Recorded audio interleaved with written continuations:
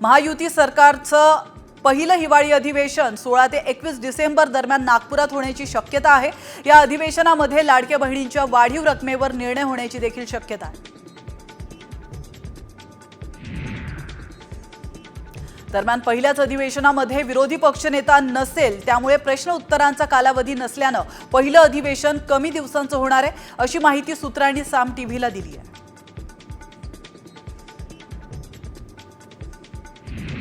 नवीन सरकारचा शपथविधी 5 डिसेंबरला पार पडणार आहे। आझाद मैदानात संध्याकाळी 5 वाजता शपथविधी होणार आहे आणि या सोहळ्याला पंतप्रधान नरेंद्र मोदी उपस्थित राहणार असल्याची माहिती चंद्रशेखर बावनकुळे यांनी दिली आहे। महायुती सरकारचे शपथविधी सोहळ्याचा मुहूर्त ठरलाय, मात्र मुख्यमंत्री कोण याचा फैसला अजून देखील झालेला नाहीये। महायुतीचा मुख्यमंत्री हा भाजपचाच असल्याचं जवळपास निश्चित झालंय, मात्र त्याच्या नावावर अजूनही शिक्कामोर्तब झालेलं नाही।